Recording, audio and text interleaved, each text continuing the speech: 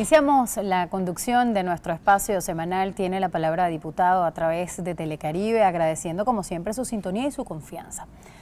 En días pasados he tratado de comentarles que lo que intentamos hacer en este programa es rescatar sobre todo los temas que se van quedando en el tintero, porque la agitación de las noticias del ámbito político generalmente nos impiden ir profundizando en otros temas.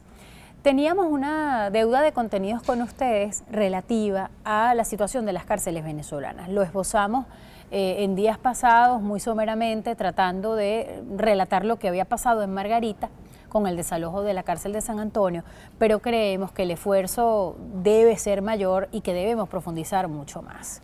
Tenemos un miembro de la Comisión de Cultos y Régimen Penitenciario de la Asamblea Nacional con nosotros hoy. Le doy la bienvenida al diputado Carlos Paparoni, muy joven además. Gracias. Y representante de los Andes venezolanos. Así es, de Mérida. Así que, sí, porque ustedes saben que cuando uno dice gocho se ponen bravos porque dicen yo no soy gocho, yo soy andino. Así que bueno, le doy la bienvenida a nuestro programa y además porque en días pasados estuve revisando unas declaraciones suyas en las que usted hacía referencia a lo importante que para usted como diputado y el trabajo que hace dentro de la comisión es poder citar a la autoridad de Cabim para que se explique en Venezuela cuántas armas legales hay, cuántas armas ilegales hay. Así es, bueno, fíjate Mariana, primero gracias por el espacio, que además sirve para uno comenzar a hablar con la gente y demostrar lo que hemos estado haciendo. Cuando veíamos la crisis carcelaria que existe en Venezuela y escuchábamos a la ministra Iris Varela hablar, que hablaba que bueno, que esto venía desde hace más de 20 años, la situación de las cárceles, y los armamentos que hoy día los vemos, es ilógico pensar que además nos enteramos por las redes sociales, por Facebook, por Twitter, por cualquier red social de lo que está pasando en una cárcel dentro de lo que es el país. Nosotros teníamos sacamos una conclusión muy clara, ¿no? Si es Cabim, la compañía anónima de industria de implementos militares, la encargada de todo lo que es el monopolio, la compra, el resguardo, la venta, de todo lo que son las armas en Venezuela y sobre todo de las armas de guerra, bueno, que nos diga Cabim cuáles son los números del parque de armas actualmente del país, cuántas armas compramos en estos 17 años, dónde están esas armas, a dónde fueron asignadas, cuántas todavía ellos tienen en lo que son en resguardo, cuánto tienen ellos aún guardadas, cuántas armas se habrán perdido, cuántas armas ellos han decomisado dentro de los penales, cuántas armas han podido recuperar, y por ahí vamos a tener una idea de cuántas armas encontramos no solamente en los penales, sino también en lo que es la delincuencia de Venezuela. Hoy no puede ser que mientras nuestras policías están armadas con un tipo de armamento como 9 milímetros, 38, etcétera, etcétera, nosotros estemos enfrentándonos en una ciudad como Caracas a atracos con granada, atracos con lo que son armas de guerra, armas largas, fusiles, AK-47. Nos hemos convertido los venezolanos en expertos en armas en los últimos días. ¿Por qué es tan importante poder citar a esos funcionarios vinculando eso con lo que ocurre en las cárceles? Le traigo, por ejemplo, a colación lo de la cárcel de San Antonio. Cuando los presos, los internos, deciden despedir o hacer esa suerte de despedida fúnebre al Conejo, que era el líder de la cárcel, exhibieron sin ningún recato, sin ningún pudor, desde la azotea de la cárcel, cualquier tipo de armamento. Pero más grave, veíamos como la Guardia Nacional, que es la encargada de la vigilancia y de mantener el control del penal, eran también espectadores, simplemente veían y no pasaba nada. Lo grave lo que está esta situación es cuando alguien que está privado de libertad puede hacer o ya siente que pueda hacer gala del armamento sin ningún tipo de consecuencia, que eso es mucho más grave de lo que nosotros estamos viendo, y que los funcionarios que tienen responsabilidades porque son culpables por acción o por omisión, sencillamente como eso, la ministra Iris Varela es culpable por acción o por omisión de la situación que están viviendo las cárceles venezolanas. El presidente de Cabim es culpable por acción o por omisión de la cantidad de armas largas que hoy nosotros vemos en las cárceles y en las calles del país.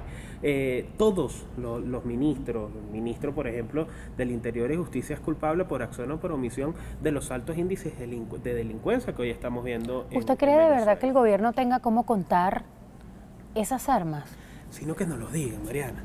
Pero lo primero que tenemos que comenzar a tener es sinceridad y que la gente comience a saberlo, que nos digan que no tienen cómo contar las armas, que nos digan que no tienen cómo tener el control de lo que es el tema de los penales en Venezuela y que comiencen a aceptar los problemas y las fallas que comienzan a tener. Mira, nosotros podemos con un plan serio comenzar a rescatar lo que es el tema del país, el control y de la delincuencia, pero para eso primero tenemos que saber dónde estamos. O sea, nadie puede resolver un problema si no saben cuáles son las causas que ha estado causando.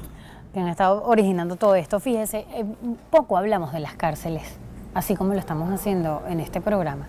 Yo rescato y siempre celebro el trabajo de investigación de mis colegas, que en muchas publicaciones que solamente son digitales, han podido difundir trabajos extraordinarios de cosas aterradoras que ocurren, por ejemplo, en Tocorón.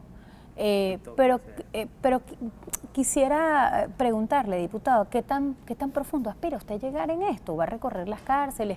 ¿Qué espera que ocurra? ¿Se comunican los reclusos con usted, por ejemplo? Eso pasa. Si llaman a los periodistas, ¿cómo no van a llamar a los diputados? Nosotros lo primero que hemos hecho es pedirle a la ministra Iris Varela que comparezca al seno de la comisión, además para establecer lo que es el tema de ir a las cárceles y de revisarlas.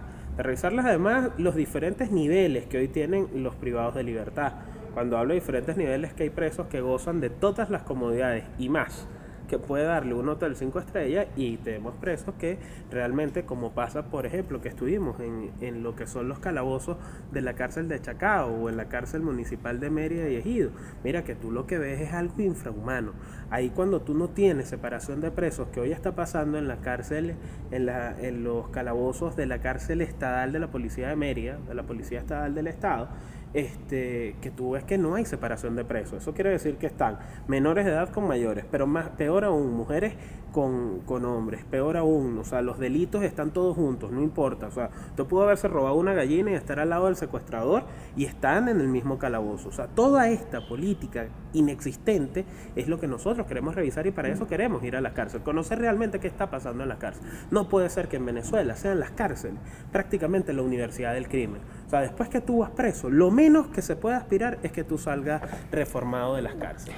Bueno, ya me va a terminar de contar, diputado, cómo aspiran que venga la ministra a conversar con ustedes, a comparecer sobre su trabajo después de la actitud que aquí en el hemiciclo todo el país vio.